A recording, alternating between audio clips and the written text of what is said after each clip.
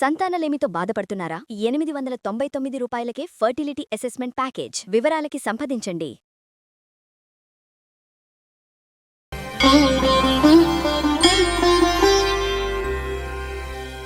జై శ్రీకృష్ణ. దివ్య తిరుప్పావై వ్రతాన్ని మనం సేవించుకుంటున్నాం.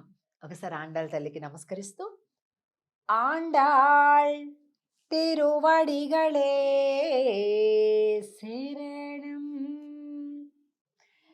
ఈ వాక్యం అర్థం అందరికీ తెలిసే ఉండొచ్చు బహుశా.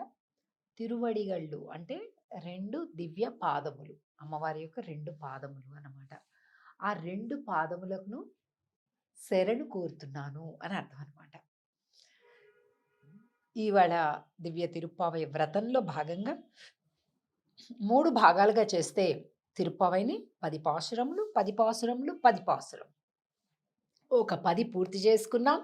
ఈరోజు 2వ భాగంలోని మొదటి పాసురం, అంటే అమ్మవారేమి అట్లా భాగాలుగా చెప్పాల, మనమే అనుకుంటున్నాం అనమాట. ఇప్పుడు 11వ పాసురంలోకి ఈరోజు ప్రవేశించాం.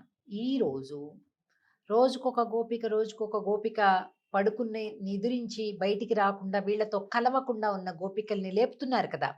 అలాగే ఈరోజు కూడా మరో గోపిక. మొత్తం 15వ పాసురం దాకా ఇలాగే ఉంటుంది.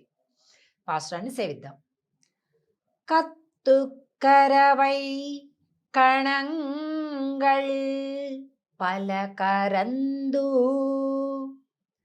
செத்தார் திரளழிய சென்று செருச்செய்யும் குத்தமொன்றில்லாத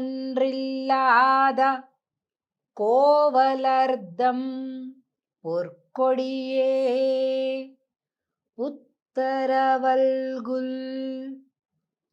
புனமயிலே போதராய் சுத்தத்து தோழிமார் எல்லாரும் வந்து நின்முத்தும் புகுந்து முகில் வண்ணன் பேர் பாட சுத்தத்து தோழிமாரெல்லாரும் வந்து நின்முத்தும் புகுந்து முகில் வண்ணன் பேர் பாడా. ఇప్పుడు சித்தாதே பேஷாதே செல்வ பெண்டாட்டி நீ எத்துக்குறங்கும் பொருள் ஏலோரெம்பாவாய்.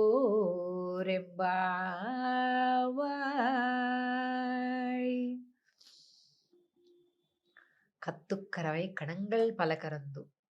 బాబ్బా, ఈరోజు నిదురిస్తూ బయటికి రానటువంటి గోపిక ఎవరైతే ఉందో గొప్ప వంశానికి చెందినటువంటి గోపికట.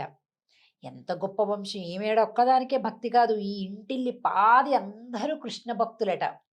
ఈవిడ అన్నలున్నారు చూసారా, ఈవిడ అన్నయ్యలు ఏం చేస్తారట, వాళ్లకు ఉండేటటువంటి ఆ పెద్ద పెద్ద పశు సంపద అంట. కత్తుక్కరవై కణంగల్ పలకరందు, బోలెడు సమూహాలంట గో సంపద. సెత్తార్ తిరల్ అజియ సెండ్రు సెరిచెయ్యం అంటే ఎవరైతే కృష్ణుడికి శత్రువులుగా ఉంటారో వెళ్ళిపోయి వాళ్ళ మీద యుద్ధం ప్రకటించేసి వాళ్ళ మీద యుద్ధం చేసేసి విజయాన్ని పట్టుకుని వచ్చేస్తారట. వీళ్ళకేమీ లేదు శత్రుత్వం. కృష్ణుడి శత్రువులే మాకు శత్రువులు, కృష్ణుడి మిత్రులే మాకు మిత్రుడు, అంతే, ఇంకేం వేరే మాట లేదు. అటువంటి ఒక పుణ్య చరిత, గొప్ప భక్తి కలిగినటువంటి గోప వంశమట వారిది. కుత్తం ఒండ్రిల్లాద కోవలర్ధం పోర్కుడియే. అరే, అసలు ఆ వంశంలో ఇంత తప్పు దోషం చూద్దామంటే కూడా దొరకదంట. ఇప్పుడు మామూలుగా అసలు నిజంగా ఈ కాలంలో చూస్తే ఇలాంటివి కాస్త వింతగా ఆశ్చర్యంగా ఉంటుంది కదండి. ఎక్కడ చూసినా ఎక్కడో అక్కడ కుటుంబం ఎంత గొప్పదైనా ఎక్కడో అక్కడ ఒక మచ్చ, ఒక పనికిరానోడు పుడతాడు అందులో. ఇక ఈ ఇంటిల్లి పాదిని మొత్తాన్ని కూడా విడదీయటం. ఇంటికి ఒకళ్ళు చాలండి, ఇట్లా ఉంటారు. ఇల్లు మొత్తం భ్రష్టం. అది ఆడవాళ్ళు కావచ్చు, మగవాళ్ళు కావచ్చు. కొడుకుల్ని కోడల్ని కలవనివ్వకుండా ఒక ఆవిడ, భార్యాభర్తలను కలవనివ్వకుండా ఒకళ్ళు, పెరిగి పెద్ద అయిపోయి తల్లిదండ్రుల మీద కేసులు పెట్టేవాళ్ళు ఒకళ్ళు, రకరకాలుగా అస్తవ్యస్తాలుగా అయిపోతున్నారు. అరే! ఇది ఒక వంశమే, ఈ కుటుంబమే, దీని పరువు ప్రతిష్టలను, బాధ్యతలతోటి మనం నెట్టుకు రావాలే అనే కాన్సెప్టే పోయిందసలు. ఏం లేదు. ఆ గోత్రం అంటే ఏంటో తెలీదు. పరువు అంటే ఏంటో తెలీదు. పెద్దవాళ్ళు ఎంత కష్టపడ్డాలో తెలీదు. ప్రతి ఇంటిలో అండి ఇప్పుడు నేను ఇది తిరుప్పావై ప్రవచనంలో పెద్ద కరెక్ట్ కాదు గానీ, వాస్తవం లోకం అట్లా ఉంది.